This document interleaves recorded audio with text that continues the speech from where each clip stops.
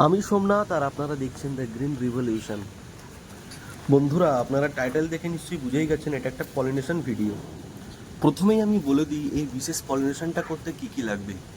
আপনারা দেখতে পাচ্ছেন একটা প্লেট লাগবে, আর একটা তুলি লাগবে, এবং আর একটা হ্যান্ড স্প্রেয়ারের লম্বা সরু সাদা পাইপ লাগবে। অবশ্যই আপনারা জোগাড় করে নিতে পারবেন। তো আপনারা দেখতেই পাচ্ছেন, প্রথমে তুলি দিয়ে ফুলের সমস্ত পলিন বা পরাগগুলো একটা প্লেটের মধ্যে এইভাবে ঝেড়ে নেবেন। তো দেখুন আমি কিভাবে ঝেড়ে নিচ্ছি। এরপর আপনারা হ্যান্ড স্প্রেয়ারের এইরকম একটা সাদা পাইপ নিয়ে নেবেন, যেমনটা ভিডিওতে দেখতে পাচ্ছেন। এইরকম এইরকম একটা হ্যান্ড স্প্রেয়ারের সাদা পাইপ নিয়ে সেই পাইপের পেছন দিকটা দিয়ে পলিনগুলোকে ভালোভাবে ঢুকিয়ে নেবেন।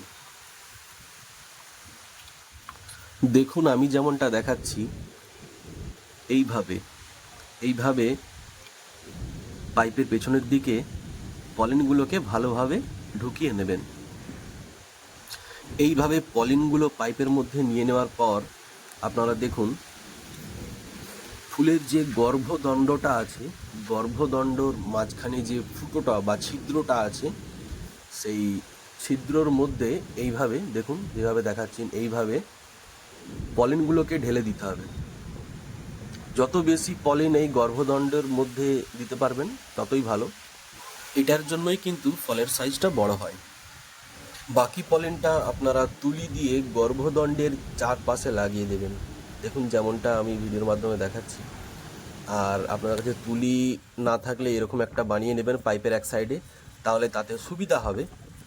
কারণ এইভাবে পলিনেশন করলে তুলনামূলকভাবে ড্রাগন ফলের সাইজ বড় হয়।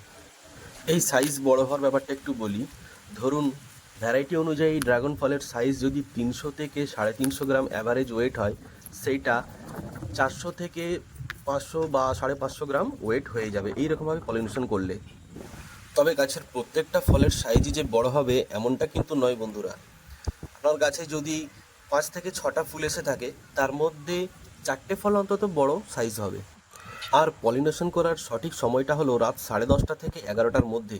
অন্যান্য সময় পলিনেশন করা যায়, কিন্তু তাতে ফলের সাইজ কিন্তু বড় হবে না। বন্ধুরা, এতক্ষণ ধরে যা কিছু আমি বললাম, কোনোটাই আমার নিজস্ব যুক্তি বা কথা নয়। এটা বলছেন অভিজ্ঞতা সম্পন্ন বিশেষজ্ঞ ব্যক্তিরা, যারা দীর্ঘদিন ধরে এই ড্রাগন নিয়ে রিসার্চ করে যাচ্ছেন। এই বিশেষ পদ্ধতিতে পলিনেশন করে গত বছর আমার ড্রাগন ফলের সাইজ যথেষ্ট বড় হয়েছিল, কিন্তু তখন এই ইউটিউব চ্যানেল ছিল না বলে আমি আপনাদের দেখাতে পারিনি। তবে এবছর ড্রাগন ফলের সাইজ কতটা বড় হলো আমি ভিডিওর মাধ্যমে অবশ্যই তুলে ধরব। তো এই ছিল আজকের ভিডিও। বন্ধুরা, ভিডিওটা যদি ভালো লেগে থাকে অবশ্যই লাইক করবেন এবং কমেন্ট করে জানাবেন আমার এই পদ্ধতিটা আপনাদের কেমন লেগেছে।